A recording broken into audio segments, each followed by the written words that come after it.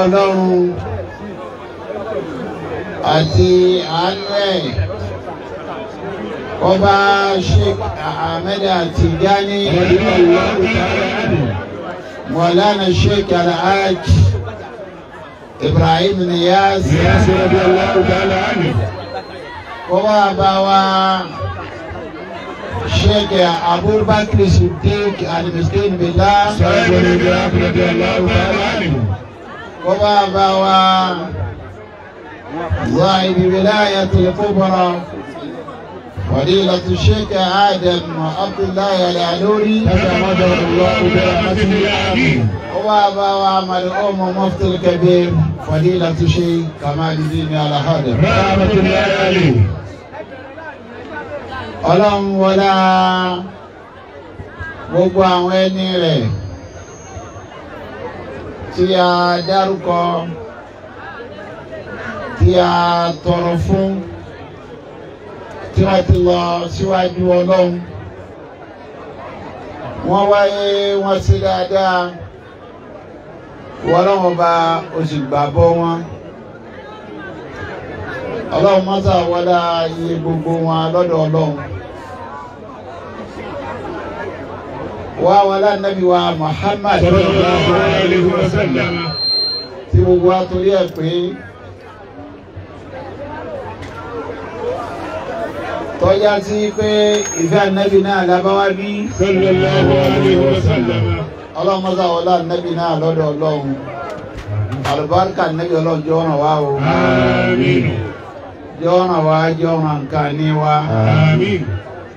yàrá àlùbáríkà náà jẹ tó bá dijọ́ gbé dàrí kìámà Àmín. ọlọ́yìí ti ànábì wa Muhammad sallallahu alaihi wasallam. mo kí kàlẹ́ yín àgbàlagbà Ayadakumullahu bi nasrihi. ìjókòó okun àkókò sì fún wa díẹ̀ àmọ́ wọ́n ní alẹ́ aiman falẹ̀ aiman Abu Bakr fil yasar. yóò jẹ́ ń gbé látọ̀dọ̀ bàbá wa kábíyèsí Of Shaki. tí ìlú Ṣakí ń bí Bẹ́ẹ̀ ni ọ̀kẹ́rẹ́. tí àti gbogbo tí ń jẹ́ tọ́rájì bàbá Bẹ́ẹ̀ ni akramakumullah. táwa rí bàbá wa ọ̀tún Ọ̀kẹ́rẹ́. Bàbá wa gbági. kábíyèsí ní ìkàlẹ̀ Sheikh Ghazali. Fadilatu Sheikh Muhammad Al-Ghazali Al-Ghazali. ọlọ́run jẹ́ kẹ́ ṣàyìn náà pẹ́ o Al-Misri. kéè bá ti pé ẹnu bá bí lóye Ayakumullah. òṣèré tọ́lọ̀ ń ṣe fún láyé àbíkọ́ dáyà bàbá wọn ni odidi àfáà ni Allah. Sheikh wa Ahmad Al-Ghazali. Ahmad Al-Ghazali ọmọ mi kan bẹ́ẹ̀ lọ ni wọ́n máa ń jo oyè nílé wọn Bẹ́ẹ̀ni. Tìjàní àsìní wọ́n á ní ọlọ́wọ́ jẹ́ mi jẹ́ lóògùn kọ́ di àlífàtúndà fáwọn ẹni dákẹ́ mú àlífàtúndà fáwọn lọ́wọ́ sẹ́ẹ̀lì tí wọ́n jẹ́ níwá ọdẹ bá ń tọrọ. Allah. So ọlọ́jẹ́ zaina pẹ́ o Àmín. ọlọ́nàbí wa Muhammad. Sallallahu alaihi wasallam. wọ́n sáré yàbẹ̀ torí tí bàbá wa kábíyèsí ìjọba wa wà ní òkú Nàìjíríà. tí ẹ bá ti rí sẹ́ńtọ̀ wa Alhaj Abdul Fatai Buhari Allah. Adamallahu wa yatahu. àti rí pírẹsidẹ́ǹtì Allah. kọ́dà tó ti rí gọ́fúnà náà ní òkú yìí. Bẹ́ẹ̀ni. ẹ̀ka kan ni mo sẹ́rìsì lára sẹ́ńtọ̀ Abdul Fatai Buhari kì í sábà ṣe àsàmì ìwé iye olówó.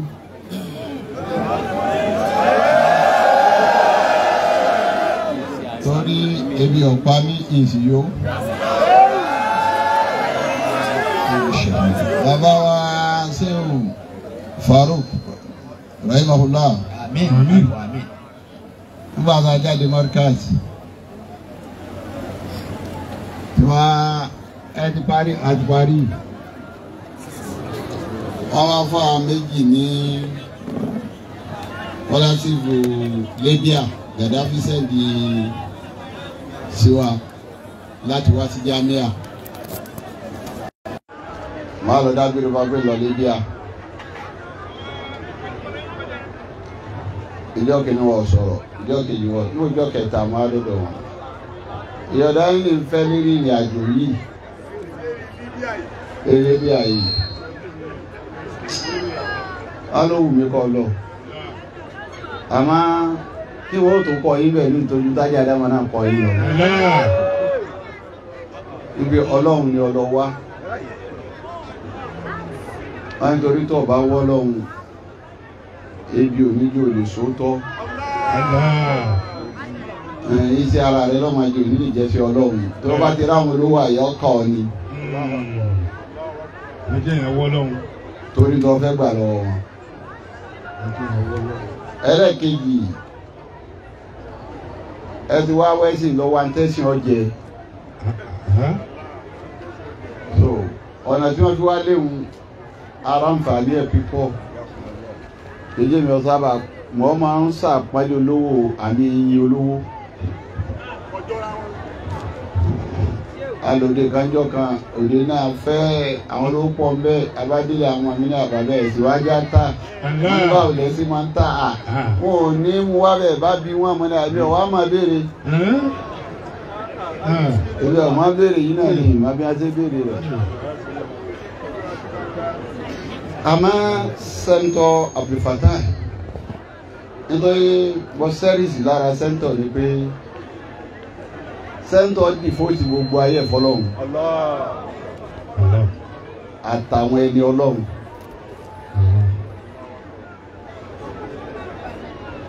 Mo nídìí lẹ́tà kan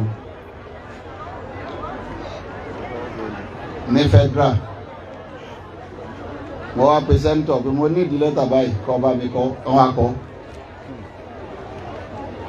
sọ pé kíkọ́ òun gan àpọ́nlé tó ga ni èyí tó wá ga jù ń bẹ́ẹ̀.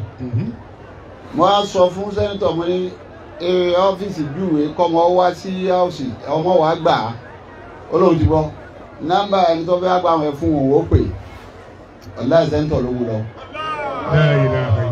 Ọmọ wa ń sọ fún pé àwọn náà ti wá ń bì wọ́n ní ta ni orí sẹ́ńtọ̀ ó dà fún àmì rán mi ń sẹ́ tí mo wà ìwọ́n tó wá bá mi ní.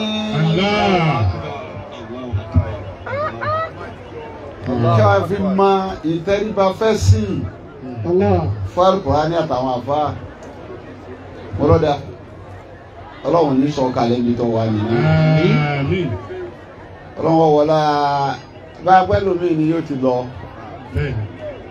àtúndà sáyẹ́mẹ́ntì kan ẹ̀rọ bó ti hájú kó kalẹ̀ fọlọ́run bọ́wá gbogbo iná bá ń ṣe báyìí ní ọ̀dà ìbò òṣèlú nìkan gba kàmpéènì kan là á máa rí bá ti wọlé tán ọ̀gá ń bẹ tí ń sọ fún ìsìnkú kárí òfà lọ́rọ̀ rẹ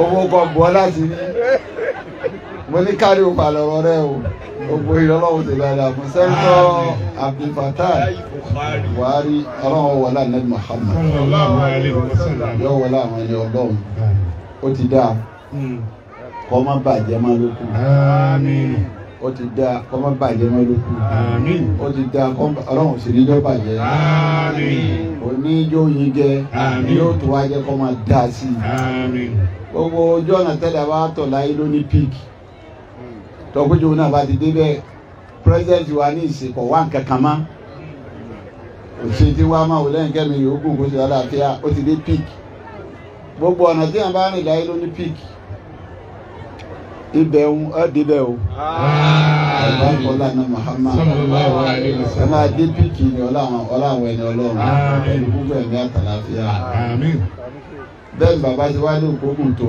ànírà ti síwájú lágbára Ọlọ́run ọ̀rọ̀ ní lọ kí bàbá kú délé yín ọlọ́dẹ Muhammad yóò mójútó yín o gbogbo ẹ̀yin ọ̀nàrẹ́bù pátá tẹ wá tẹ̀lé sẹ́nitọ̀ wa ọlọ́pọ̀ èèyàn bẹ́ẹ̀ ọ̀nàrẹ́bù Wálé Canada bẹ́ẹ̀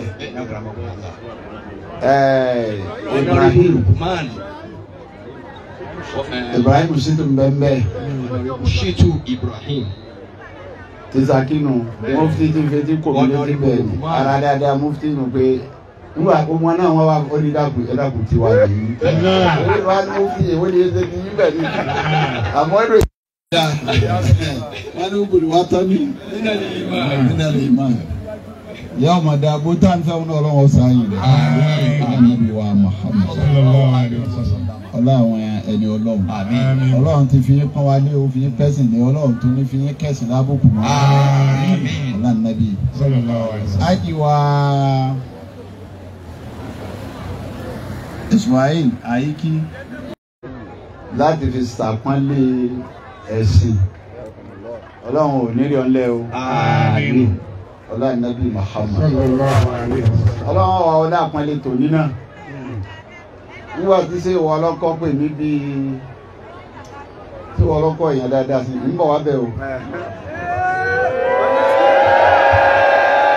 ẹlòmíì yóò ní òun pè ọ lóde ọ̀wá ó ti dájọ́ tó sọ fún mi ní ọ̀sùn máa tí mo níjọ́ ni ó dé yí ọdún kan tí ọlọ́kọ́ ti sọ. January ti ń bọ̀ ẹ̀yin mọ̀ fi ẹ wá gbogbo tẹ́ ẹ bá ní ẹ sáyẹ̀ ẹ̀ wọ́n á ní ọlọ́run dákun má yọjọ yọ dàpọ̀ má kankan o kí n lè tà fà lọ́rùn. ọdún bí ọ̀sẹ̀ kan ètò ọ̀fẹ́ ló ń bẹ́ wá ń sọ fún mi pé àwọn ọmọ yín wà ń lo àyíkíyà àti ráàfù yẹ bá fi wọn má sá lọ wọn ní kò sí bí wọn sá lọ.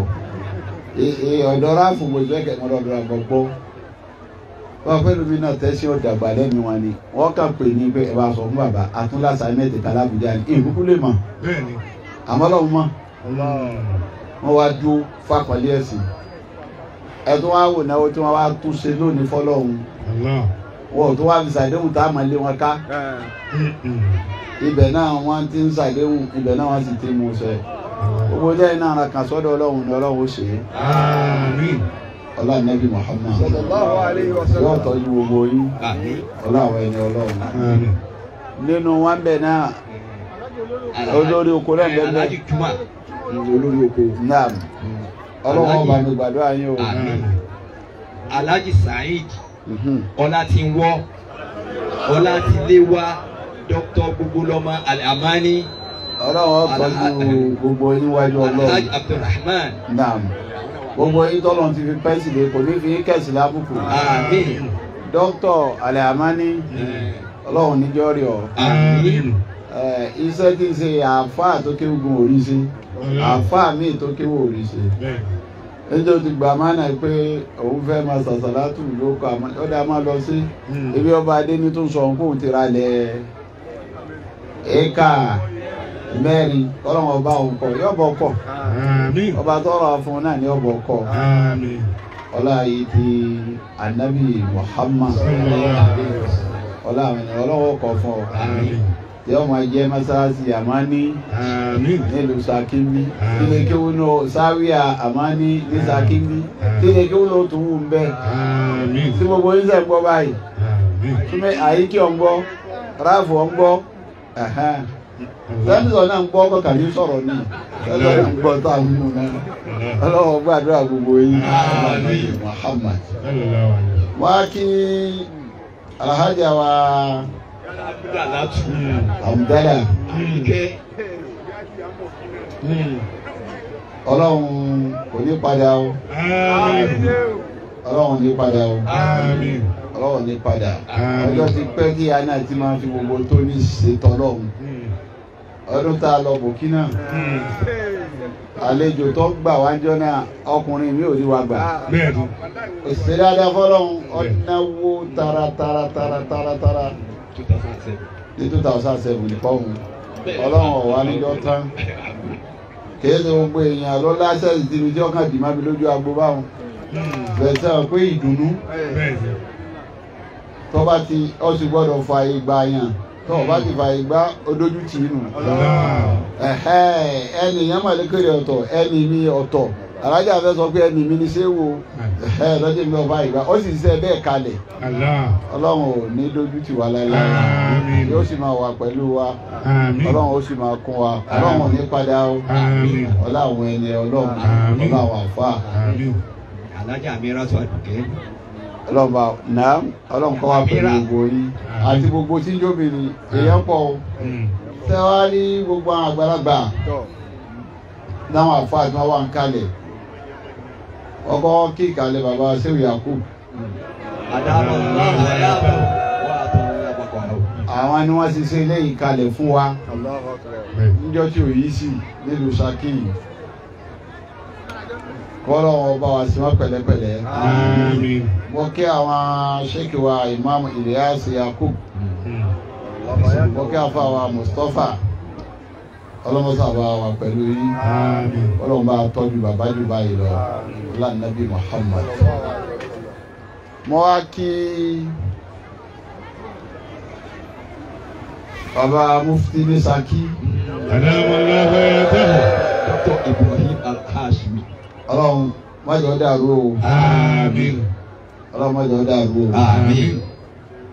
ntọ́jọ́ gbé lọ́dọ̀ mufti àwọn àfa àwọn àgbà mẹ́mí ìbá gbé ń bẹ́ àmọ́ gbogbo ilẹ̀ papọ̀ rí jẹ́ mufti wọ́n ti kò síwájú wa mọ́ tí ìmọ̀ Málíkì bá ti wà ní Mádínà ọlọ́run yóò wọlé àbátẹ́ tara wọn jáde pé ábìdì ni bàbá náà sin ọlọ́run pípọ̀ mo rí adráìtì bàbá náà tí wọ́n bá ń ka Al-Qur'ani yóò máa kọ́ ọ́lẹ̀ yìí tọ́ da ó sì bá a lé 1000. Tilawa Al-Qur'ani bàbá náà 1000. Ó sì kọ́ mo rí aráìtì náà báyìí. So ábì ni bàbá tó bí àáfàá gidigidi ni wọ́n. Ọlọ́run sà wọlá àáfàá wọn bàbá wa wẹ́lẹ́ jẹ́. Yọ̀wọ̀lá tiwọn náà ọlọ́run ní padà o. Àmín. Ọba àfisọ́ ẹ̀sọ́ yín o. Àmín. Ọlọ́run ọba àdáàbò ẹ̀bùn yín. Yóò jẹ́ sí pẹ́pẹ́pẹ́ Ànábì Muhammad. Mo á kí bàbá Fadilatu Sheikh Abdul Wahab.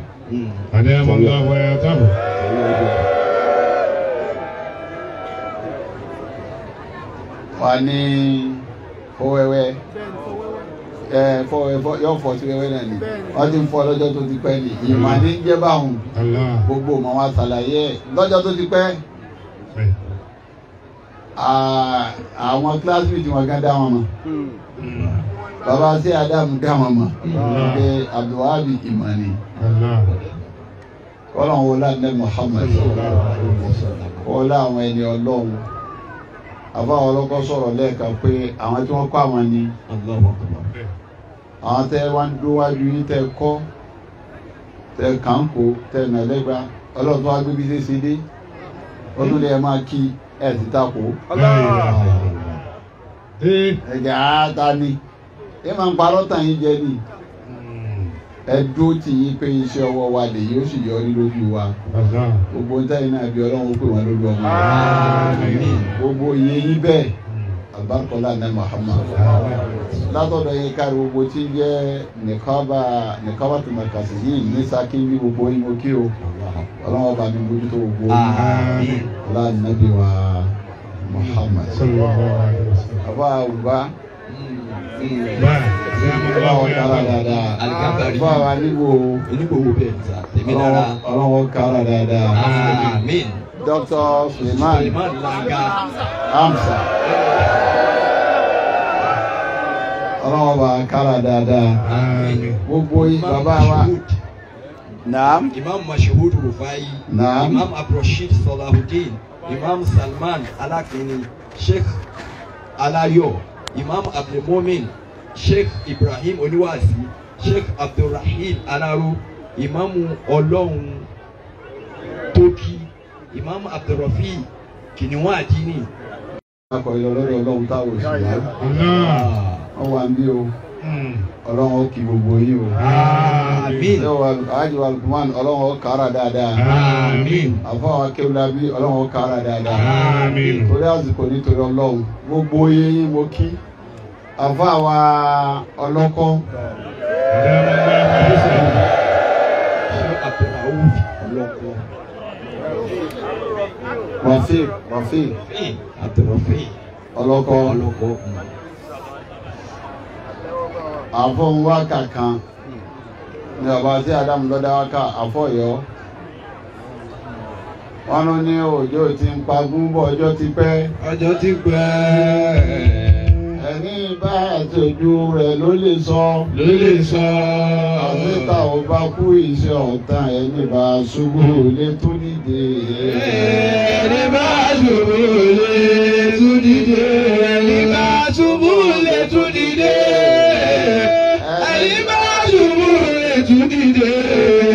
Ẹni bá ṣubú lè tún dìde.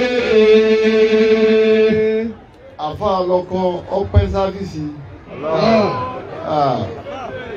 Báwọn yẹn ti pọ̀ yìí lòun o. Ọjọ́ ti lọ náà. Ọdúnjọ́ mẹ́ta ọlọ́run yìí sì ṣe ọba àkà. Ọdún tá a bá ń sọ̀rọ̀ lẹ́ẹ̀kan pé ọdún kan mọ wá etí ọwọ́ mi ni mo fà bá ń lọ́wọ́. Ọdún kan mọ tó wá mo tó lè jẹ́wọ́ wọ́n ọdún gbogbo ẹni tó bá dé.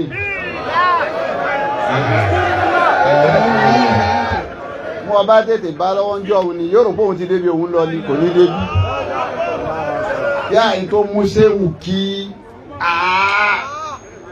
wòlíì tó tóbi nínú Ṣakí kò sẹ́ òun náà wò pé mo ti di wòlíì kọ́ á ní débi. Bẹ́ẹ̀ a bá ń hàtì lọ́wọ́ àwọn èèyàn rí o. Nígbà bá kú táwọn wà sọ di wòlíì ńláńlá ẹ máa dá àwọn èèyàn yín mọ̀ wọ́n tó lọ. Kì í ṣe tájí ọ̀lọ́ o. Ọlọ́run nípa wá báyìí o. Àmọ́ ẹ máa ń fìyà jẹ àwọn èèyàn ní tí wọ́n fi kú. Wọ́n ṣiṣẹ́ ẹ̀ ní yíyà sí wọn. Ẹ̀ ní kí wọ́n kó kúṣẹ́. Ó gba ànábì tá à ń kọ̀rọ̀ wọn nù tíra àwọn àfa ńláńlá wọn ò ṣéjú bá a ṣe ń ṣe yìí náà lọ́ba. Nígbà tó dénú tí àtàn lọ́wọ́ á di bàbàrà ní o. Àfa mi tí wọ́n ń sọ̀rọ̀ rẹ̀. Títírà dírẹ́sì ẹ̀tọ́ kọ́ pé àpàtà àwọn àfa ń bẹ láyé wọ́n lọ́mọ kéwú báyìí wọ́n kọ́ yẹn kéwú báyìí wọ́n ti wá sí báyìí wọ́n kọ́ tírà báyìí òbí ọkọ̀ tírà tó bàbá wa fọwọ́ tírà mẹ́rin lọ́kọ́ àmọ́jọ́ lọ Mọ̀lánà Ṣéèkì Adam ẹ̀dẹ́ ọ̀làwọ̀ tá a dá lánàá ẹnjọ́ tí wọ́n gba wìsàn ní Cairo wọ́n wá dé lálẹ́ ẹjọ́ náà wọ́n á lọ kí wọn. Mo wà ní Sùúrùlérè bàbá wa Ṣẹ́gun nìyẹn wà ń bẹ̀ àfa amáàlẹ́ ọlọ́yẹ afẹ́ ọ wà ń bẹ̀ àfa àbùdìbẹ́kì ọ wà ń bẹ̀ àbá ń sọ̀rọ̀ wọ́n tà inú wọn dùn yàrá bárí mi tẹ́ ń tì lọ ríbọ̀ ni òróró tẹnu mi bá mọ sọ́wájú wọn ọ̀rọ̀ wìsàmù làwọn sọ bàbá sọ gbólóhùn kan bàbá wo tá à ń sọ yìí kò dùn nígbà tó pààrọ̀ lọ́sẹ̀lẹ̀ sí kọ̀dà bí ká máa wó ń tọ̀ lókèrè àbí ká máa kànú tíra. Tí a bá kàǹkanú tíra yóò wá níyì àwọn tí Ọlọ́run bá yọ láàrin yín tó yọ láàrin wa ẹ mọ̀ pé kan ti yín nu kò yí sí láti mékè o kí wọ́n tó dá ọmọ lágbolé yín ládùúgbò yín nínú ìlú yín káwọn kó sẹ́ẹ̀ máa gúrò ẹ lókè pé ṣé wọ́n lọ́kọ̀ kan bẹ́ẹ̀ bì kan iṣẹ́ kékeré kọ́. Kódà bó mo tọ̀rọ̀ wá bí òṣèkùn kò ní débẹ̀. Nítorí sára tí Ọlọ́run ni pé ń já àdúfí Subulana. Èèyàn ọdún ò lè dá nǹkankan. Bọ́ọ̀ bá ṣe bí ẹni ọ̀fẹ́ kú ò lè yè. Ọlọ́run wá ṣàánú àfà ọba àṣàjọ lọ́nà tó dáa. Fínísì tó wá jẹ́ tó ga jù tó lọ fún àfa òun ni wà. Gbogbo àwọn àjẹjò kó yọ ọgọ gbogbo àwọn sẹ́nitọ̀ yọ ọgọ àfa yìí wọn máléjì ni ó fi wà máléjì wọn bí wọn ṣe máléjì èèyàn gbogbo àwọn bàbá wọn bá yín náà gọ Ọlọ́run ẹ̀bẹ̀ tá a bẹ̀ ni pé Ọlọ́run tó ti ṣáájọ ó ti ṣáájọ fúnra ara rẹ̀ kì í jọ Dubai náà lọ kọ́ ọmọ ìdàgbà sí i ni. Ọlọ́run mọ̀ sí wa lẹ́rú tó rí ọwọ́ rẹ̀ ọ̀bọ kó tó dà mọ́.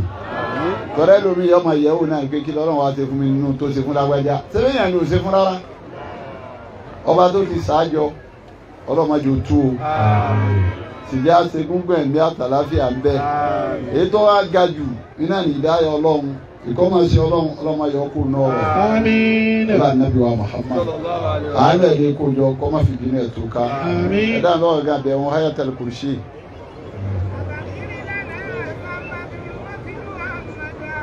gbogbo ẹ̀yẹ olùfẹ́ ọlọ́run bíi kíbi tẹ́ ti wá lọ́kùnrin wa lóbìnrin wa lọ́mẹ́kẹ́ lágbàlagbà.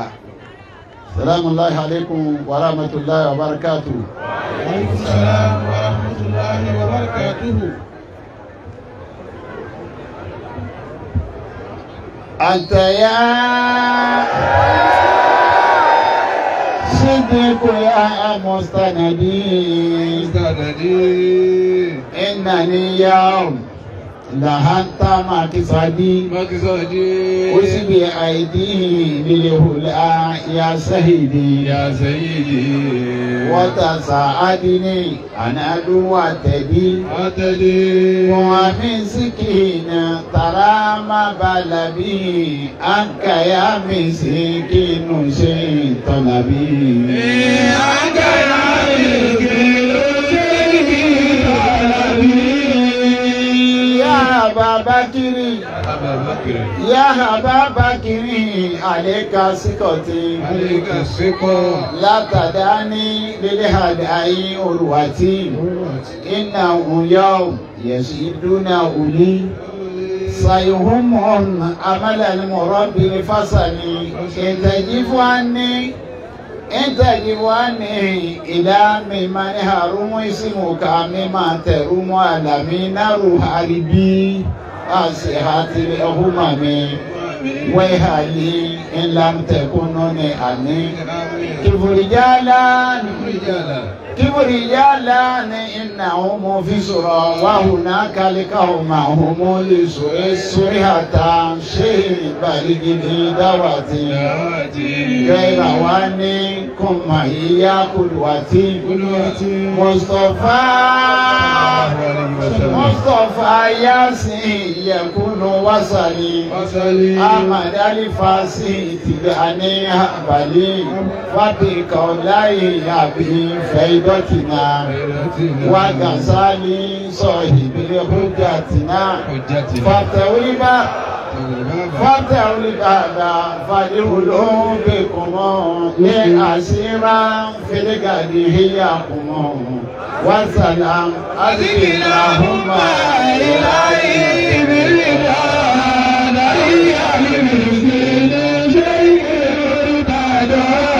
adikilahumma ilahi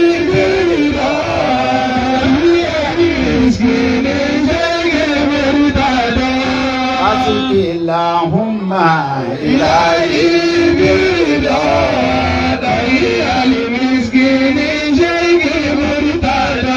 wakaza farukina ya rabbana ma alori adamale uswatina ma alori adamale uswatina wa salamun lahi dawma sayyida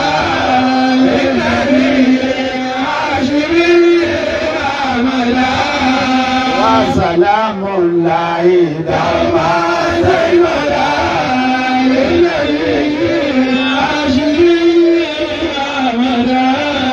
وسلام الله دائما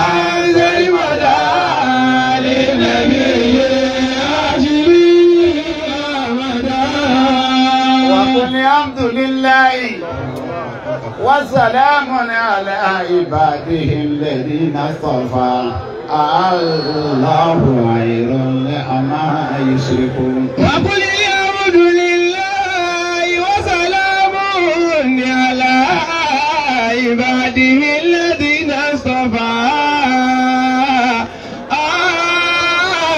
الله خير عما يشركون ربي أوصيني أن يذكرني متك الذي أنعمت علي وعلى والدي وأني أعمل صالحا ترضاه وأدخلني برحمتك في عبادك الصالحين. رب أعوذني أن أشكر نعمتك التي أنعمت علي وعلى والدي وأن أعمل صالحا ترضاه وأدخلني برحمتك في عبادك الصالحين. وقالوا الحمد لله الذي أصاب عنا الحسنة إن ربنا لغفور شكور. وقالوا الحمد لله الذي أذهب عنا الحسنة إن ربنا لغفور شكور. وقل ربي أدعني مجالا صدقي وأرجني مخرج صدقي واجعل لي من لدنك سلطانا نصيرا. وقل رب أدخلني مدخل صدقي وأخرجني مخرج صدقي واجعل لي من لدنك سلطانا نصيرا. نبي كريم نبي كريم محسن متفضل ومن كل خلق الله بالقدر أفضل ذاكرا باسا وفي الخلق أولا وقام مقاما لم يكن به مرسل مقاما لم يكن به مرسل.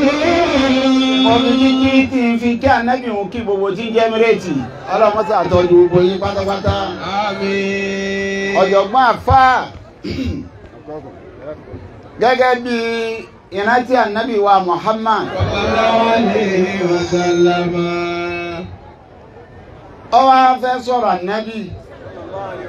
Ó wá náà ànábì tó ń júwo rẹ̀ yìí.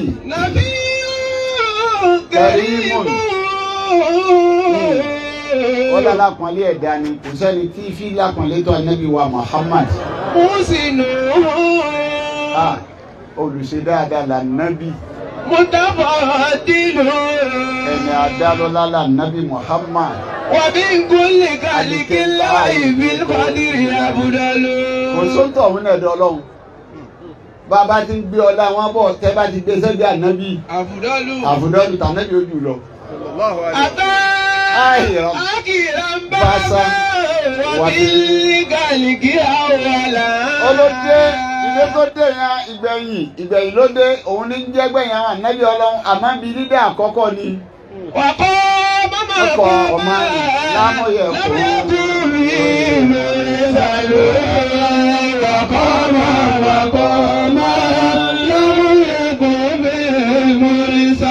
ó dépò tẹ́nìkan ò dé nínú gbogbo ntọ́lọ̀ ń dá ànábì dépò tẹ́nìkan ò dé àpàápàá jùlọ àwọn ànábì ọlọ́run ipò tí gbogbo wọn ò dé ọ̀gá ànábì o wọ́n fi kíkí ànábì náà kí àfàwà dálúwà Ali Ibrahim Mubarak gbogbo ọlọ́run tọ́jú ọlá ànábì Muhammad Mudasir nam àwọn afá tá a bá fẹ́ wọ ọ̀rọ̀ ànábì ibi àyà kan ni mo ti fẹ́ wọlé sára ànábì wa Muhammad kí láyà náà Rabbuk ya'aluka wa ya'taru kana yara subhanallahi wa ta'ala amma yushrikun.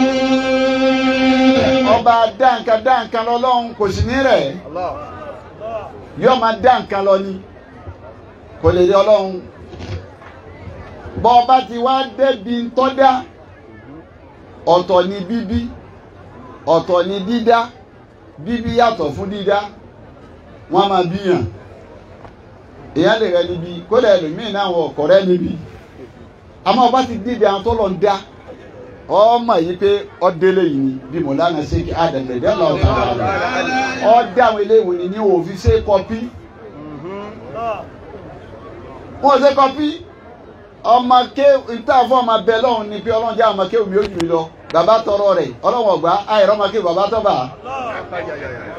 torí gbogbo fíìlì ló kó kí ló pò ju sí Ádámù lọ bọ́bá lọ ọmọ nǹkan kọ ni yóò bá nu tó ti kọ kalẹ̀ nígbẹ́ ọ̀gá ni bọ́bá náà ọmọ wáàsí ṣe ni ọmọ abánú wáàsí tó ń ṣe kalẹ̀ pé ọ̀gá ni bọ́bá lẹ́nu rẹ̀ dá lérí mẹ́mbà rí ọba ní pé ẹlógún mẹ́wàá rí síwájú rẹ̀ ọ̀gá ni. wàrà búkà. gbogbo fíìdì pátápátá ó ti bá bàbá pé ó ti ná ọjà abẹ ó ti gbó a lè sọ pé ó tú bọ́jà bá tú ànírí ìta ń ṣe yìí ṣe àmọ́ náà gbó kò síbọ̀ ọbẹ̀ gbà àwọn eléyìí wọ́n ti mọ̀ pé wọ́n dá wọn ní torí tó mọ̀ pọ́lọ́ ń dá àwọn eléyìí wò ní jọ wọ́n dé kéwọ́n mélòó lọ́wọ́ nù. àfa àti ọkọ yẹn náà dà tíra mélòó wọn wá rí tíra yìí sì láti rí ní tí wọ́n bá gbé fóònù lẹ́yìn tó gúgù rẹ̀ gbogbo ìmọ̀ ti wà ń bẹ́ẹ̀ kò sí tíra ń jọ òun wọ́n da tíra mi.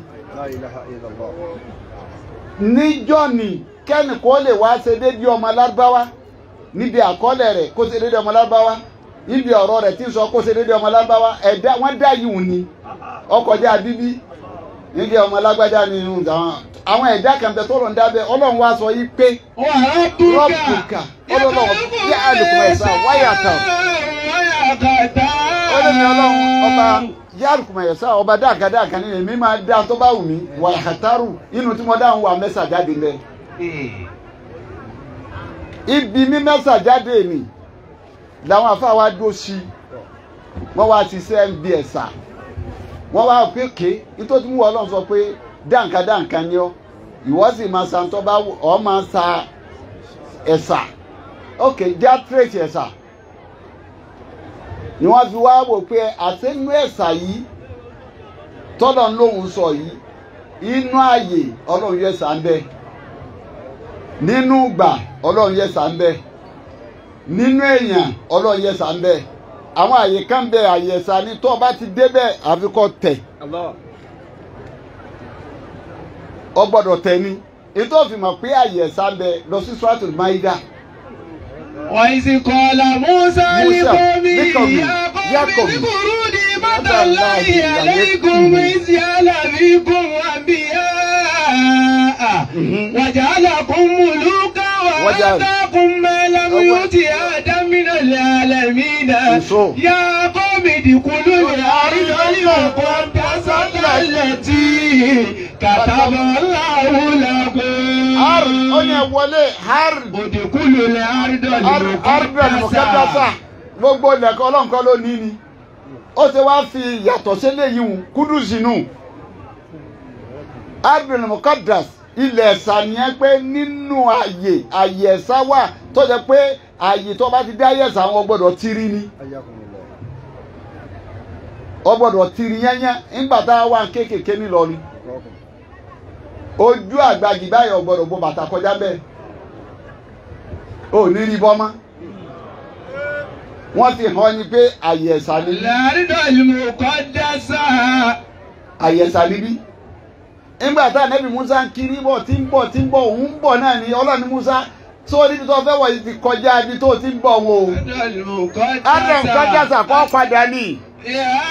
Ọlọ́run ní Musa. ẹ̀yẹ ọ̀sẹ̀ níwájú Muqaddasa ti wà. ó ṣeun Allah ila ila ana fa'budni wa aqimi salat ń bọ̀ wá bẹ́ẹ̀ máa ń bọ̀ èèyàn máa ń lọ ayé bọ̀ bẹ́ẹ̀. wàhálì àtàkà ìṣù Musa. Ọlọ́run ní ànábì jẹ́ Ọlọ́run máa sọ̀rọ̀ Musa àwọn àfáà lọ́lọ́ ń dákọ̀ Musa ní alukur'an títí táyà kádà ayé kúnẹ̀ alimusa ọbẹ̀ dà pé torí Musa ló fi alukur'an kalẹ̀ Ọlọ́run sì ti máa rí fa ànábì ti bí ọ̀rọ̀ Musa ni pé kó fi máa ń tọ́kàn Musa ó iná àrẹ́bí Ọlọ́run èèyàn bẹ́ẹ̀ ní èèyàn tó bá fẹ́ mọ̀ pé èèyàn má tírìtì èèyàn bákan náà mọ́ èèyàn bẹ́ẹ̀ ní èèyàn Ọlọ́run gan fúnra ẹ̀jẹ̀ ọjẹ́ ká mọ̀ pé èèyàn bẹ́ẹ̀ ní èèyàn àwọn èyí náà ni o tún bá ń padà sí kí tó wá padà wá ọlọ́run ni mo ránṣẹ́ sí ọ. ilé ìkàkà máa wá iná ìlànà yìí. ọlọ́run bó ṣe ránṣẹ́ sí ànábì mo ránṣẹ́ sí Nóà. wọn nàbí iná mi bá di. lọ́dọ̀ àwọn oníkéwu ọlọ́run wá ṣe kọ́sírù kò fẹ́ máa dá kan lọ wọn nàbí iná mi bá di àtàwọn tó tẹ̀lé Nóà. wà iná ìlà Ibrahim. ọlọ́run ránṣẹ́ sí Ibrahim. Ismaila. òun ránṣẹ́ sí Ismaila. òun ránṣẹ́ sí Isiaka. òun ránṣẹ́ sí Yakuba. àtàwọn Yakuba méjèèjìlá. òun ránṣẹ́ sí Isa. òun ránṣẹ́ sí Ayuba. òun ránṣẹ́ sí Yunusa. òun ránṣẹ́ sí Haruna. òun ránṣẹ́ sí Anabi Sulemana. òun wá fún Anabi Dáúdà òun fún ní Sẹ̀búrà.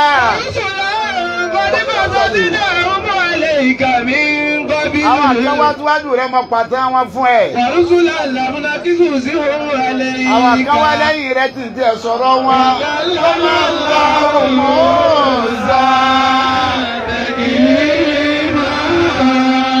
ọlọ́run ni mo bá Musa sọ̀rọ̀ ó fẹ́ kí ànábì ó béèrè pé kí lè bá sọ sà. ó fẹ́ kó béèrè ni kàlámà Allah Musa taklima ó ní máa gbọ́rọ̀ lágbọ́dẹ alẹ́. ọlọ́run fẹ́ kí ànábì ó béèrè pé kí lè bá Musa sọ kó lè bá a sọ tó jù bẹ́ẹ̀ lọ. inú ẹ̀ náà ní tí wọ́n ń dá padà fún mi pé ìfìfì àníyàn hali ìjọ tiẹ̀ kọjá ń bẹ̀ rí ìjọ gbọ́ rí ìjẹ́ mọ́ bọ́ sọ rí ìjọ rọ̀ Musa dé wá bọ́ rí. ọlọ́run wá fẹ́ pìtàn ní àjò Musa fún onígbà tó rí nǹkan bí iná lòun rò pé òun rí òun bá ti àwa àtọmọ ni wọ́n wá wá tí wọ́n jẹ wọ́n wá tí wọ́n mu ìwà tí ó fi yaná ìdààmú ní gbèyàn débi gíga. bẹ́yìn ọba dààmú kò ní máa tọ́kàn kí lọ wàá nù pẹ́jú tínú rẹ̀ ń bàjẹ́ sí ọ lọ bí ayọ̀ ni ìwọ ni olùlọ àsìkò yẹn fún dáadáa. Musa ọ̀rọ̀ náà àbáyọ mọ́ ni ó kò ń lé àtọmọ yín lọ juejue òtútù wá dé ní wọ́n ń wá pé òun sàti ẹ̀fẹ́ yáná ìtì ń bẹ lẹ́mìí ẹ̀nu ọwọ́ àwọ̀ kankan ìtì bá sì bẹ lẹ́mìí ẹ̀ kódà bọ̀ ọba lálà Mọ̀lánà Sheikh Adam lọ́dọ̀ lọ́wọ́ tààrà ní wọ́n pàtàkì fún àjọ kan wọ́n náà kan náà àwọn àfáà ní olóhùn fẹ́ rà nábì wọ́n wá fún un lóko ọlọ́run téèyàn fi rà nábì ọwọ́ àṣà kọ́ra nábì ó tó tó sà kọ́ra nábì àfáà tó wá fún un lọ ti ṣe olóhùn ṣe òun ò rí ọkùn kankan bẹ́ẹ̀ tó yẹ kí n fi kún tí n fi kún ó ní lọ ra ẹ̀wà múdù kan bọ́ ọba wá sí ọwọ́ yìí ní gàrí òun lọ́ọ́ jẹ̀sùn ọwọ́ asasẹ́hùn ò ní mú mi o. ṣé Ádámù ẹ̀dá látara ànú wọn ló sì rẹwà ó sì ṣe ọba bíi gàrí kò sí wọn fẹ́ràn nábì yìí ti wá ọba asasẹ́ yóò sùn báyìí dé ọba lálá omi rẹpẹtẹ nígbà lúwẹ̀ ní omi bàbá lọ́ba jí ọba lọ sọ́dọ̀ àfa àtọkọ lóko lóhùn kí ló rí òun rí omi rẹpẹtẹ òun wá lú àfa ni má dàlá bọ́ ọba ṣiṣẹ́ òun ní 100 ọdún òde rà nẹ́bí tó rà nẹ́bí ò sí lẹ́mí rẹ̀ ń bọ̀ jẹ̀wà tó òun mi sùn sọ ma pé òun gbẹ lọ́bí ọ́ sùn.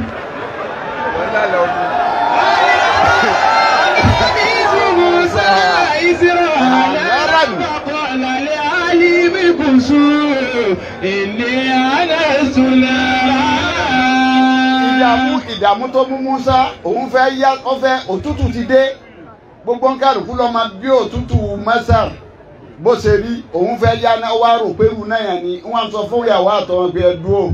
ní àná sunara. à ń tiri náà kan lọ kankan. làálí àti kùnmí àbí kọ́bá sí ní àwájídó lánàá rí ìhùdá. báwọn ará Masar bá ti fẹ́ lọ sùn wọ́n máa ń pe náà kan ní iná kò ní àlejò àwọn tanná sórí òkè tó o bá ń bọ̀ kọ́ ọmọ kó o ti wọ̀lú wọn kó o fi lè ríbi tó yà sí. ó ní ẹjẹ́ àlọ́bẹ̀ ìrìn náà fọ̀ wá fún yín táyà àbí kárọ́nà àbí tá a gbà níbẹ̀. pàlámbà àlùdí àyà Musa ọlọ́ọ̀ni iná wo ọmọ bí o dé ní Musa ó ti já sínú lẹ́mí. ya Musa. gbogbo tí a fi gbọ́rọ̀ láti fún yẹn wá ń bá ya Musa ya Musa ìwọ̀n fi ya Musa ya Musa wọ́n fi ipe ta ní pè mí bí wọ́n ti pè mí. Inni adọ̀rọ̀ bùkà bàkálà nàlẹ́kà. Ọlọ́run ló ti dénú lé wa. Ó ti dénú ilé wa, ó ti wọlé mí. ó lè mi lọ́lọ́wọ́n ba rẹ̀ èmi lọ́lọ́wọ́n ba rẹ̀ sẹ́rẹ́ ẹ̀ka dásìtì wá ìlú ayé ẹ̀sà nìyẹn bó ṣe pẹ̀tọ̀ òun náà Musa wá ń lò fún wọn yí pé. oníkò ló lè àrídọ̀ ìmọ̀ ọ̀dà sọ́tàlẹ̀ tí kàtàbọ̀ láwùjọ lọ́kùn. ẹ wọlé kí ló dé tẹ̀ ní wọlé ilẹ̀ ẹ̀sà ni tọ́lọ̀ ti kọ kalẹ̀ fún yín ẹ wọ ọbẹ̀ yan ọmọ Ísírẹ́lì tí mo kó dání ẹ má ṣagídí ilẹ̀ ẹ̀sà nìyẹn Ọlọ́run jẹ́ hàn pé àyíká ń bẹ tó yá ìta nípò ọ̀madà jáde wáyà nínú àyè ẹ̀sà bẹ́ẹ̀ ó tún padà lọ sí Suratul Baqara kọ́. iná wọlé bẹ́ẹ̀ ìwúdí àlìmná sílá lẹ́bí bíbá kàtà mubaraka wàhùdá lèlè àlẹ́mí fi àyà tún wáyé náà tún maqamu Ibrahim. bẹ́ẹ̀ni.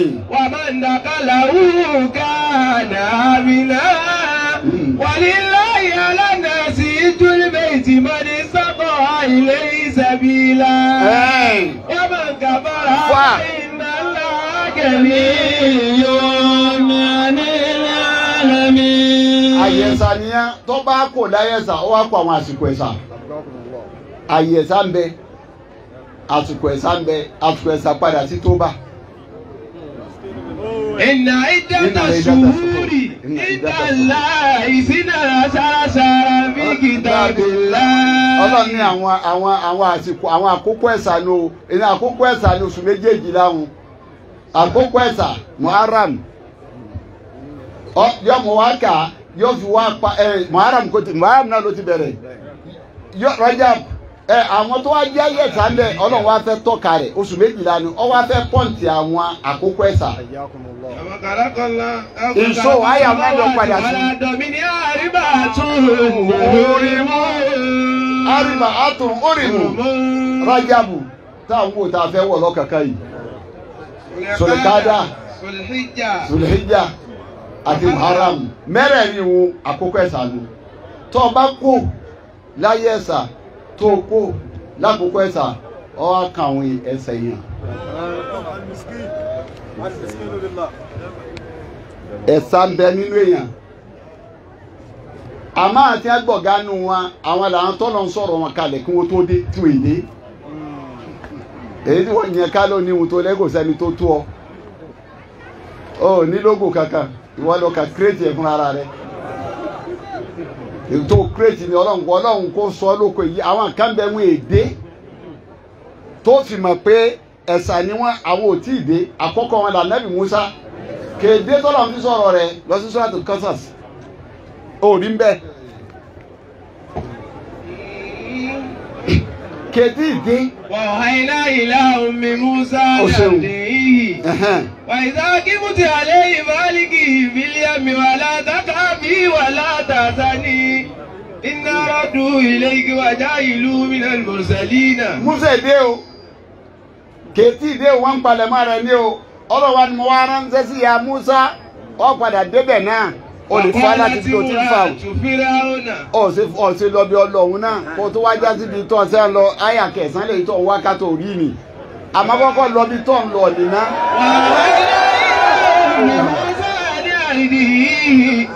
kéde ọlọ́ni mo ránṣẹ́ sí mi ọlọ́ni mo ránṣẹ́ sí ya Musa lè mí fúnra mi mo ránṣẹ́ sí ya Musa kọ̀ mọ́ bó ti fẹ́ ṣe mọ́ torí Fìràwọ́nà ní gbogbo ọmọ tí wọ́n bá ti rí tọ́jú ọkùnrin ẹ̀ pa èyí tó bá jẹ́ obìnrin sílẹ̀ torí pé wọ́n wo sẹ́fún pé wọ́n bí ọmọ kan tí ọ̀pọ̀ dàbà ní Ísírẹ́lì àwọn tí ó gbọ́lá lọ́wọ́ rẹ̀ ìwọ̀n ń dètè ìwọ̀n ń dọ́gbọ́n séèkì àtọ́gbọ́n Ọlọ́run so ibi tó ń torí ẹ̀ dètè òun náà láwọn padà lórí iṣẹ́ tí ó wọ̀ lulẹ̀ kọ̀ọ̀rán ètè àtọ́gbọ́n lòun ń dá pé kíkí ní ọmọ ẹ̀ 60 ọlọ́dẹ fọ́ lé rán nígbà tí èdè ibi tó fẹ́ lò ń pa wọn òun náà kó òun mú jẹ ọlọ́fọ́ ọlẹ́rán wò nígbà ọ̀kan tọ́lọ̀ ń fẹ́ lò tọ́ka Musa nígbà ya Musa wá bí lọ́kùnrin ẹ̀rù wá bá ọlọ́run ní kí ní bọ́ lẹ́rù ìṣó. وإذا كبت عليه بالك في اليم ولا تخافي ولا تحزني. dákun tálẹ́ni tó gbára lé tó tọ́lọ́hún. ọlọ́run ní tẹ́rù bá ń bọ̀ kó o lè mọ bí mo ṣe rí. ọlọ́run ní lọ sọ sómi kàpó tí mo sọ musa díẹ̀ wá lọ jù sómi. إنا ردوا إليك وجاعلوا من المرسلين. ó ní dá padà fún ọ lọ sọ sínú omi èmi ọlọ́run ó dá padà fún ọ ìwà ní dá padà lásán yín ṣe lójíṣẹ́ ní bàdàpà. فالتقطه آل فرعون ليكون لهم عدوا وحسنا. wọ́n ti fi pọ̀ ta ni ọ̀gá master plan ọlọ́run ọba ni ìyá musa sì gbọ́ ó sì kà bótí ó gbé musa bẹ́ẹ̀ ó lọ sọ musa sómi fídíọ́nà tí wọ́n wo sẹ́ fún nígbà wọ́n bímọ káyọ̀pọ̀ láàrin tí nítorí ẹ̀ pa gbogbo àwọn ọmọ nígbà wá kan musa òun náà tún wo sẹ́ fún yí pé àìbímọ ọkùnrin yìí ẹ ti pọ̀ jù ní ọmọ tí yín kọjá kóbìnrin kóbi fún yín iyemọja ni ó bùn yín lọ́mọ ọmọ yín wọ́n ìpọ́tù ẹ̀ wá ni ó sì gba àwọn alágbègbè rẹ̀ gbọ́ ìgbó ní ẹ̀wà dé láàrin bàbá ọba kó gbogbo wọn ọmọ tí ọ̀fẹ́ rí ó tún wá pọ́ ńtọ́rẹ́jì ló tí omi ó ní ẹ̀ máa lọ sọ nígbà tí ní iyemọja ni ó bùn wá lómi ọmọ náà dé wọ́n wá wà ń bẹ́ẹ̀ àṣẹ ọlọ́run tó fi sáré omi ọlọ́run wá sọ fún mi pé má yára o jẹ́ wọ́n pẹ́ létí odò yẹn dáadáa wọ́n wá ń retí omi wá ń bọ̀ wẹ́rẹ́wẹ́rẹ́wẹ́rẹ́ nígbà wọ́n fojú kan àpótí pé ìtí wọn wí ní bọ̀ yìí o ìṣó. وقالت امرأة فرعون. àlífà ní dùn ọ̀la mu inú òkè lọ ní ọmọ ké. قال فرعون ليكون له عدوا وحسنا إن فرعون وهامان وجنودهما كانوا خاطئين. wọ́n gbá àpótí wọn wọ́n gbé lọ lé Fíráúnà ọlọ́dẹ ti ṣiṣẹ́ o ẹni tí ọgbọ́lá rẹ̀ wá tí ọgbọ́lá lọ́wọ́ rẹ̀ ló gbé wá nù lé mi. وقالت امرأة فرعون قرة عين لي ولك. ìyá Fíráúnà wá sọ fún Fíráúnà ó lé léyìí tó dé yìí orí bọ́lọ̀ ti sànù wa òtútù ojú ní jẹ́ fèmí àtiwọ́. لا تقتلوه. má pa o. عسى أن ينفعنا أو نتخذه ولدا وهم لا يشعرون. ó ní kí lọ́ọ́ pa sí ọ̀fẹ́ ya ká adopt ẹ̀ yóò sì wá láǹfààní àbí ká adopt ẹ̀ àrùkọ́rán ló jẹ́ yé wa pé wọ́n bímọ ọkùnrin wọn ò bí wàlàdà tó wíwùn lọ́jọ́ yé wa pé wọ́n bímọ wọn ò bọ́kùnrin yìí. Musa aleyhi salatu wa salam òun wà nú ẹni tí èdè ìpalẹ̀mọ́ àgbà tó dénú o ìgbà tí ò sì wá dénú wa padà sí nìsín kò èdè tọ́lọ́hún fi ń sọ̀rọ̀ Musa kalẹ̀ àwọn ẹ̀dá kan bẹ tó jáde pé ẹni ẹ̀sà ni wọ́n kí l'Al-Qur'ani wí. Tasimi tilka ayatul kitabil mubini. Natilu alayka min naba'i Musa wa Fir'auna bil haqqi qawmin yu'minuna la yastadibu ta'ifatan minhum yusabbihu abna'ahum wa yastahyi nisa'ahum innahu kana minal mufsidin. ونريد أن نمن على الذين صدقوا في الأرض ولهم أئمة ونجعلهم الوارثين. Mósè dé tọ́lọ̀ ń sọ̀rọ̀ Musa kalẹ̀ wà lọ́dọ̀ Isa ní Ali Imran. Anadatu al-malaika. Aya 40 ní ọlọ ní Suratu Ali Imran. Anadatu al-malaika. وهو قائم يصلي في المحراب أن الله يبشرك بآية مصدقا بكلمة من الله وسيدا وسورا ونبيا من الصالحين قال ربي أني يكون لي غلام وقد بلغني الكبر وامرأتي عاقرة قالت ملائكة يا مريم إن الله يبشرك بكلمة منه اسمه المسيح عيسى ابن مريم. yìí ṣe èdè tó ti gbó kọ inú àwọn ẹ̀yìn ẹ̀sà tí wọ́n èdè ni ọ̀gá gbogbo wọn là Nábì Muhammad ìmọ̀ fẹ́ sọ kalẹ̀ sínú inú ẹni tí èdè tọ́lọ́hún fúnra rẹ̀ ṣe lẹ́sà ànábì ni ànábì lọ́lọ́hún sọ̀rọ̀ rẹ̀ kalẹ̀ yí pé. àìsíkọ̀ láyé sábúrú Maryam ya bani Israila. ó ní gbogbo ẹ̀yin Israel gbogbo ẹ̀yin ọmọ Israẹli. Israila inni rasulullahi ilaykum. wọ́n Ìsá sọ fún wa ó ní òjíṣẹ́ Ọlọ́run bá mọ jẹ́ lè ilé rí. musaddiqan lima bayna yadayya minat tawrat. ó fi gbogbo eléyìí júwe ara rẹ̀ ní. wa mubashiran bi rasulin ya'ti min ba'di ismuhu Ahmadu. yàtì mẹ́mbà di ismu Ahmad. anabi èdè tá anabi Ìsá fi ń sọ pé anabi Muhammad bọ̀. anabi wa dé sallallahu alayhi wa sallam. níta àwọn afáàfin wa sọ yìí pé àpọ́nlé tó náà ń ṣe fún anabi Muhammad sallallahu alayhi wa sallam kò ṣe é fọkàn rí síwájú náà àwọn anabi Ọlọ́run. ipò tá anabi sì dé ọ̀kan náà nábì Ọlọ́run ò dépò yẹn lọ́dọ̀ Ọlọ́run tó rárá àwọn kankan tó lọ ń lò pẹ̀lú ànábì Muhammad tí ó lò pẹ̀lú ànábì kan. masalan tó bá ọ̀pọ̀lọpọ̀ ànábì Ọlọ́run tó lọ́n bá fẹ́ bá wọn sọ̀rọ̀ àwọn kéwù wọ́n jòkó òun àníyá Musa bí Musa ṣe tó yìí náà àníyá Musa. tọ́ba kò lọ́dọ̀ Musa àníyá yáyà ó ṣe kìtà bá kíkó wàdí tọ́ba kò lọ́dọ̀ wọn àníyá Dáúdà tọ́ba kò ń bẹ́ẹ̀ àníyá nù ibi tí bí sálábì mi náà wà bárakàtì ní alẹ́ ìgbàwọ́ àlá mi màmá kà. kẹ́lìmà yá nìdání àwọn àfáàní gbogbo tó bá ti fi yá sí tàkìrù ni ìyàwálàt ọmọ àwọn olówó à ń bẹ̀ wọn nu ó fi hàn kí wọ́n ti dájú kọ wọ́n tóbi àmọ́ àwọn ò tóbi tó ànábì nígbà tó wá fẹ́ pe ànábì ẹ̀yìn ọ̀dà òun náà lọ́dà ànábì o ó wá fẹ́ ká máa bá ànábì ṣe tó ọlọ́run wá dá ànábì ó ṣe mistake torí kò sí mistake inú ọ̀rọ̀ rẹ̀ àbálọ̀ wọn pàkíyèsí rẹ̀ torí àwa húmọ̀ ká lè kọ́ sí lára rẹ̀ ìgbà táfọ́jú wa lọ bá tá ànábì ó tètè yà sí ọ wá fẹ́ dùn ọlọ́run kí lọ́nà kọ́ pé ya Muhammad kọjú sẹ́ni tí ń wọ̀ kò rí bẹ́ẹ̀ ó ní àbáṣà. àbáṣà wa tà wá ńlá àjà àwòlé àmà. àbáṣà wọn kala ta làwọn owó wọn kala.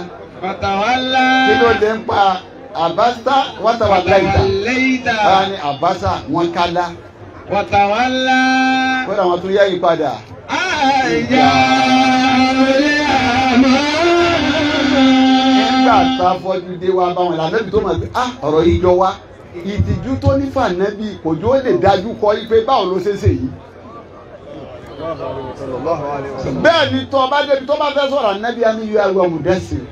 yá ayọ̀ al-muzammilu. yá ayọ̀ al-muzammil. yá ayọ̀ ar-rasulu. yá ayọ̀ ar-rasul. yá ayọ̀ an-nabi. yá ayọ̀ an-nabi ó gbóhùn tí ó máa fi pè é ohun àpọ́nlé ni yá ayọ̀ al-mudẹ́sì àpè yìí èyí tẹ̀ ń sọ pé ẹ daṣọ bò wá yá ayọ̀ al-muzammil yá ayọ̀ ar-rasul yá ayọ̀ an-nabi ohun àpọ́nlé ni ọ̀nà tó fi lákọ́ máa náà lè rí kọ̀kọ́já mẹ́rin náà rùkọ́ ló sì ṣàlàyé ọ̀rọ̀ ni Muhammad mẹ́rin náà ló wà ń bẹ̀ pé Muhammad abanahadi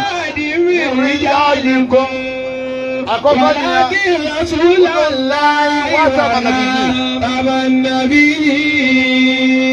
àkọ́kọ́ Muhammad ni ó fi yanjú ọ̀rọ̀ ni pé kìí ṣe bàbá ẹnìkan nù yín òjíṣẹ́ lòun náà ó fi yanjú ọ̀rọ̀. wọ́n bá Muhammadu ní ilé rasulu kọ̀dìkálà síbi kọ́bùlì ẹ̀ṣẹ̀. ó fi yan náà yanjú ọ̀rọ̀ ni tó bá dákọ̀ rọ̀ṣúlù àbádàkọ̀ nàbí ó lè má yanjú amákẹ́ ẹ̀ mọ̀ pé Muhammad yìí ó fẹ́ fi yanjú ọ̀rọ̀ kìí ṣe bàbá yín Muhammad yìí èèyàn bí yín náà ni òun náà ó kú àwọn àkájì kú síwájú ẹ̀ ó fi yanjú ọ̀rọ̀ ni. alladhina amanu wa abilu salihati wa amanu bima nuzila ala Muhammadin. ẹlẹ́ẹ̀kẹ́rin ọ̀rọ̀. Muhammadu rasulullah walladhina ma'ahu ashidda'u 'alal kuffari.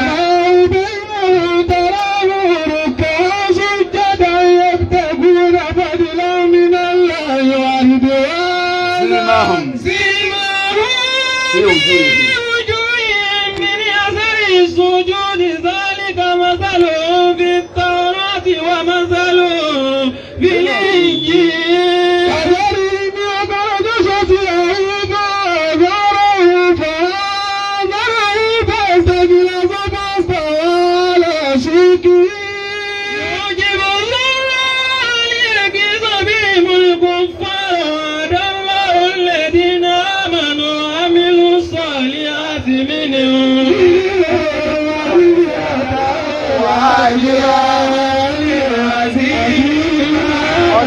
ọ̀nà mẹ́rin náà ni ó sì fi yanjú ọ̀rọ̀ ni nítorí àpọ́nlé àtọ̀wọ̀ tó ṣe fún ànábì àwọn àfọwà ní kí ló fà á.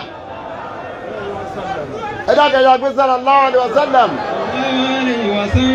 wọ́n ní tó fà ní pé ànábì gẹ́gẹ́ fúnra rẹ̀ àwọn àgbàlagbà wà ń lọ orin tí wọ́n bá rí èèyàn tó kúnná lẹ́dàá wọn lọ́mọ ìtìjú táwọn àgbàlagbà ló bá sọ bọ́mọ ìtìjú ó ń tọ̀ ń dá parí nù alọ́mọ ìtìjú ni ọlọ́run fúnra ìwọ parí sọ́dọ̀ rẹ̀ ọlọ́run fúnra ara rẹ̀ ó rí pé ànábì gangan fúnra ara rẹ̀ sẹ́ ànábì kúnná léèyàn torúkọ ẹ̀sẹ̀ máa bá wọn lò ọ wá rí pé gbogbo ànábì kọ̀ọ̀kan ẹni tí wọ́n fi destroy ìjọ wọn ìwà tí wọ́n wù fún wọn wọ́n wá pàápọ̀ wọ́n wù fún ànábì kò torí ẹ̀ bínú.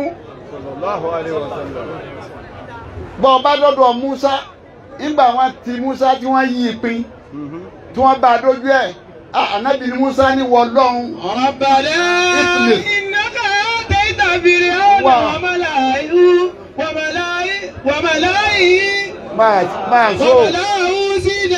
fil hayati dunya Rabbana liyudillu an sabilika. wọ́n ní wọ́n mú ọlọ́run Musa ní wọ́n lọ́hùn sọ́lẹ̀ jẹ́ pé Fíráúnà yìí àtàwọn mínísítà rẹ̀ ìwọ lọ́wọ́ ọba lọ́wọ́ kọ́lá fún wọn ló kó fún wọn ó pẹ́ sọ fún wọn wọ́n lè máa bínú àwọn èèyàn rẹ bí. Rabbana tibisi ala wasidudi ala qulubi. ìgbà tí wọ́n bá dójú ẹ̀ Musa ní wọ́n lọ́hùn itmisi ala amwalihi bá mi da kan sínú owó wọn ni. wasidudi ala qulubi. bá ń fè dídí dínú ọkàn wọn ni. àtàyàrá nà sábàlá ni. má jẹ́ kí wọ́n gbà tí wọ́n fi yí ìyẹ́ ẹlẹ́tẹ̀ẹ̀rọ má jẹ́ wọ́n gbà ọlọ́run ní sẹ́tọ̀ ọbẹ̀ mi ni ó sì jẹ́ ìgbà ọkà nẹ́bí lúwù náà ìgbà wọn bá nẹ́bí lúwù náà dójú ẹ̀ anẹ́bí lúwù náà ní wọ́n lọ́hùn. wàkọ̀ọ̀lá dúró bí látàtàr. alálẹ̀ àrídì mìíràn ní kábírì ìnàdà yára. má jọ sẹ́kù ẹnìkan lórílẹ̀ yìí má ẹni tá a sọ pé ẹkú létí òní ẹ káàbọ̀ nínú má pa wọn gbogbo wọn rẹ. ìnáka ìtàkàrí òun ìdílù ìbádàkà. ó ní torí tó ọba lọ́wọ́ lára tó ọ̀pọ̀ àwọn rẹ wọ́n nu àwọn ẹrú rẹ. wàlá ẹ̀rí ìlà ọjà kàfàrà. lúwù ni òsì nídìí kankan pò kí wọ́n bí ọlọ́sìn pa wọn rẹ. bí ànábì kọ̀ọ̀kan mi bá ti bá dójú ẹ̀ táwọn ń wí nù. wá wà nábì àwọn wá sàlẹ̀jì ànábì Muhammad wọ́n sàlẹ̀jì ẹ̀ ńbọ̀ wọ́n provoke ẹ̀ kéèyàn ni wọ́n provoke yẹn débi wàlàlá nínú wọ́n parí pí provoke kéèyàn provoke wá omi ẹ̀ ṣe provoke ẹ̀ wọ́n wá ń sọ fún yí pé wọ́n má ti lọ bí nkánà ìkànnà ọ̀rọ̀ mi lòun fẹ́ tú àwọn ń bèèrè lọ́wọ́ ànẹ́bí pé tó akọ́lọ̀ ọ̀rọ̀ ṣe ìtókù ní ìsinmi wọ́n wá orí bẹ́ẹ̀ kọlu máa gbọ́ bí a ṣe gbogbo tí ọ̀pọ̀ sígbà àti ṣe wọ́n ní ọmọ sí tó akọ́lọ̀ ọ̀rọ̀ ṣe òsì fẹ́ àgbà fún ọ ok now ní ìsinsìnyí lánàá òmìnira láká àtàkùjúra lànà mìíràn láàrin ẹ̀mú. ànígbà agriculture ó ṣe fún wa nísìnyí ọ̀la ọ̀nà kankanlẹ̀ ní ìsìn ó soko fún wa tó gbé oko lójú wa yìí tí ó wù lójú wa yìí ó sì la omi sí ọ̀nà omi sí tó mi ọmọ gbàbẹ̀ lọ́tún ló sì já síbẹ̀. àtẹ̀kùn alákàjà nẹ́tù mi nàkìlẹ̀ wà iná bí. ọ̀lẹ́ ìwúrò ní tó wa o ibi adúró yìí lẹ́ẹ̀kan náà á wà rọ́gbà ìnàbì á rí ti làbídùn ọ̀ wà á gbìn wọ́n lójú wa yìí náà tí wọ́n sì wù. wàtúbà jìrà lẹ́ni ọ̀rọ̀ kìlà aláàtẹ̀fùjìrà. tó o bá bá gbìn wọ́n tán fúnra ara rẹ̀ náà ló tún fa omi lọ síbẹ̀ tí ó fi máa lójú wa yìí náà ni iṣẹ́ tí ò lè ṣe lọ́dún méjì wọ́n ní kó máa ṣe lédi ìdúró táwọn wà wọn náà. àtúnṣe kíkọ sábà àtàwọn sàmúta lẹ́yìn náà kí sọmọ. wọ́n ní bá a lè dúró yìí náà ni kò ní sọ́mọ ọmọ jábọ̀ kí sọ́mọ ìyàlú àwọn ẹni ìsìnkú sì yá. àwòtáàtì àbílà ìwàlùmọ̀lá ìkàtìkọ̀ bílà. bí sọ́mọ bá wálẹ̀ kí la fẹ́ fi wálẹ̀ sọ́mọ ṣe ọlọ́run ọba rẹ̀ tó ọlọ́run sẹ́wọ̀n yóò wá síwájú gbogbo àwọn màláíkà wọ́n wà á tẹ̀lé ọlọ́run ọba rẹ̀ wọ́n jọ máa bọ̀ láti sọ́mọ táwa yí pé sọ́mọ ni wọ́n ti dé. àwòtẹ̀kùn alákàbẹ́ ìtumí zogoro bí. irú ilé táwa ń gbé yìí kọ́ ọmọ gbé má lójú wa yìí náà ni wọ́n kọ́lé kan fún glass house tó gbé láti jẹ́nà táyì pé ilé muhammadu tó àfàpọ̀ yàtọ̀ sí wa. àwòtẹ́ríkọ̀ bí sàmà. má lọ bí kẹ́kọ̀ọ́ lọ́gbà wá yìí wá má ojú wa yìí náà ni kò gun sọ́mà lọ. wàláhì. kò gun sọ́mà lọ tó bá gun sọ́mà lọ kárìpọ̀ lọ sọ́mà ọlọ́gbà wá yìí wàláhì. wàláhì. nùmú bí nàlí òkì yìí ká. àtà. àtúndà sílẹ̀ alẹ́ iná kìtàbà. wọ́n ní ànígbà ọlọ́gbọ́n kọ́ máa lọ gun sọ́mà lójú wa lọ́dọ́ lọ́wọ́ àwọn àgbà fún ọkọ ọ wà lọ ọ wà gbé tírà wá ọ wà gbé tírà rẹ tó lọ́lọ́run Kùránì ọ wà gbé wá látọ̀dọ̀ ọlọ́wọ́ ọba yìí nàkírà àwọn àdìpọ̀ darí sọ́mà dé ọ wà gbé tírà táàkà fún wa.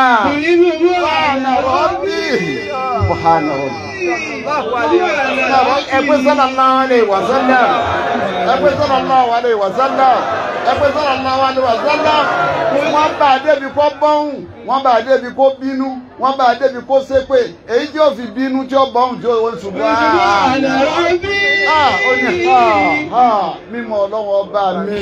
alikutu ìlà àbàṣàrà rọ̀ṣúlà. ó ní alikutu ìlà àbàṣàrà rọ̀ṣúlà ẹ̀ ṣe tó lè tó yẹ yẹn bí ilé mi náà mo kàn ráàánú gbà ní mo ráàánú gbà ní kí ló dé.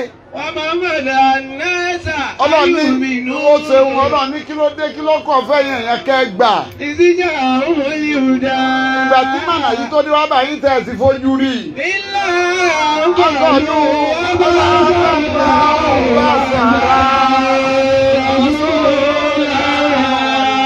ọlọ́ọ̀ni tí ọjà wọn lè gbà náà ni wọ́n ń dún ọba tẹ̀ wá rán ìyàn ṣe ìwọ yìí lọ́nà táwa. tá a mọ̀ ẹ̀yà rẹ̀ tá a mọ̀ bàbá rẹ̀ wọ́n máa lọ́ nǹkan rọ̀ ṣẹ́ sí wa ọlọ́ọ̀ni tí ọjà wọn gbànú wọ́n àtàkì ẹ̀ bí wọ́n wá àtàkì ẹ̀ tó wọ́n tún ṣàlẹ́ǹjì ẹ̀. wọ́n wá ń sọ fún wọn ní. ìkànnà hasan ẹjọ́ rẹ ti pọ̀ jù tọ́ ọgbọ́dọ̀ ń bá ránṣẹ́ ló tọ́ bó ṣe wù ká pé ń tó mú wáyé ó tọ́ ni ọlọ́run lọ́rùn ọ. pọ́ǹtì nàlẹ́ nínú sàmáì. bó ṣe dúró iná ni kò máa sọ fọ́lọ̀ ọ̀hún pé kó máa sọ òkò yà kalẹ̀ láti inú nàìjíríà náà kó máa rọ̀ ọ́ dá wọn lérí. ọmọ ṣe wá àti fún agbá ọjọ́ mi àkíyàmà ìyáwá àkíyàmà ti pẹ́ ipe kọ́lọ̀ ọ̀hún mú yà ń wá nìsín. má kàn lọ. ما كان الله أنت فيه وما كان معذبا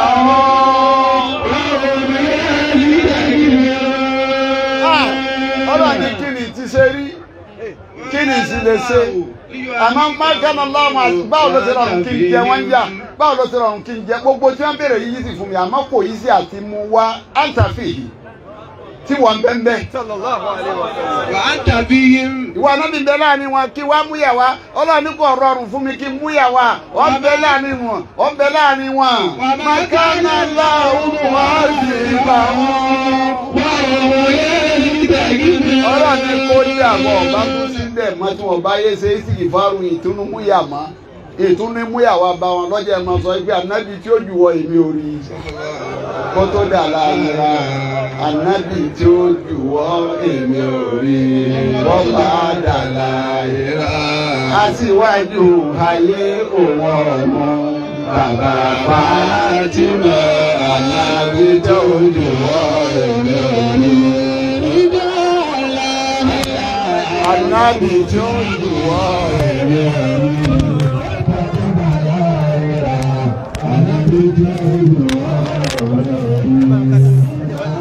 Ẹjọ́.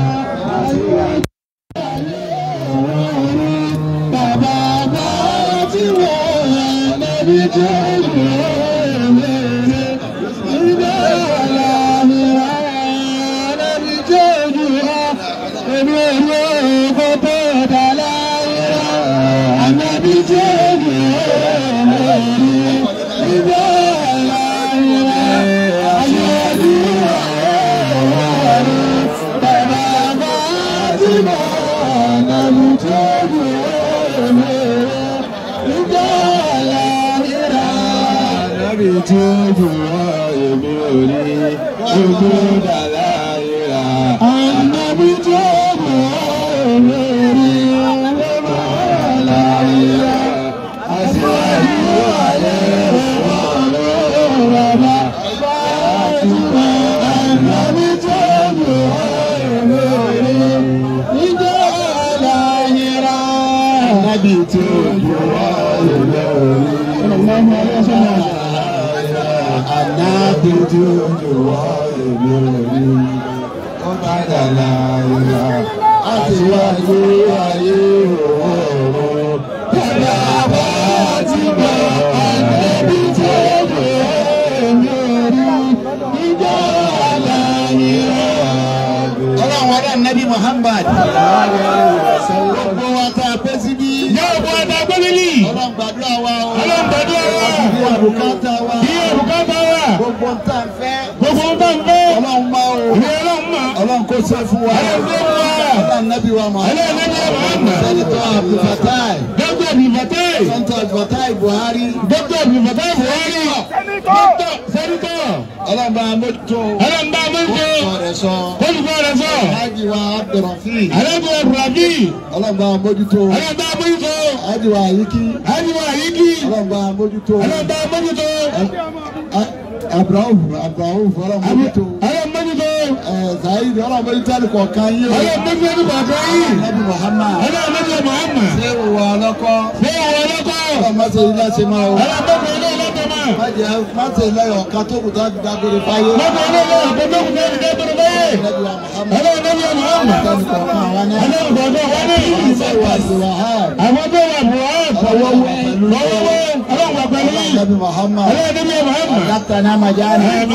ورزقتنا مجانا أدام عليك بقاء في ديني زيادة في علمي زيادة في رزقي زيادة في بدني توبة قبل الموت توبة عند الموت مغفرة بعد الموت جاوز على صراط النجاة العزة يا ذا الفضل والإحسان برحمتك يا أرحم الراحمين يا أهلك الموت ويا ثاني يا صاد اللهم اجعلنا منكم المؤمنين بلغ الأمية وسنين سنة من غير غصة ومرض وسدة وفاقتي يا أرحم الراحمين اللهم أرنا حق حقا وارزقنا اتباعه وأرنا الباطل الباطلا وارزقنا اجتنابه لا قبل وحي ولا حي بعده ولا مثل حي يدوم كما يام لقد سبقت كلمات العباد المرسلين لهم المنصورون وإن جدنا لهم الغالبون حسبك الله حسبك الله حسبك الله حسبك الله حسبك الله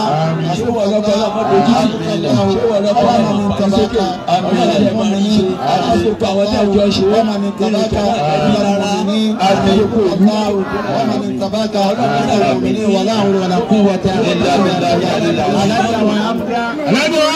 اللهم gbàdúrà wọn olùsọ ẹ̀ṣọ́ wọn Muhammad iná àtẹ̀yìnká ajá wa Rukaya gbàdúrà rẹ iná àtẹ̀yìnká iná àtẹ̀yìnká kan alhaji wa Ismail Ayiki alhaji wa iná àtẹ̀yìnká kan wà méjèèjì. آمين. أنت من تنام بدعائك وأنت من سيدي أقول يا الجلال والإكرام آمين. الجلال والإكرام إنك ولا حول ولا قوة إلا بالله ولا حول ولا قوة إلا بالله. أبا شيخ آدم هو الله بسم الله آمين. أبا سو يعقوب آية الكرسي أبا نبي الله بسم الله سبحان ربك